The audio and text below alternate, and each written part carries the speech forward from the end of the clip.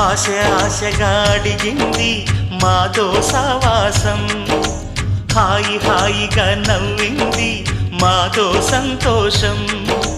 మధురమైన మమకారం మా ఇంటి పేరు అంటే, మనసు మీటు అనురాగం మా మాట తీరు అంటే, బతుకంటే ఎంత బాగుంటుందా అనుకోదా లోకం, ఇటువంటి వింత తను చూసిందా అనుకోదా స్వర్గం.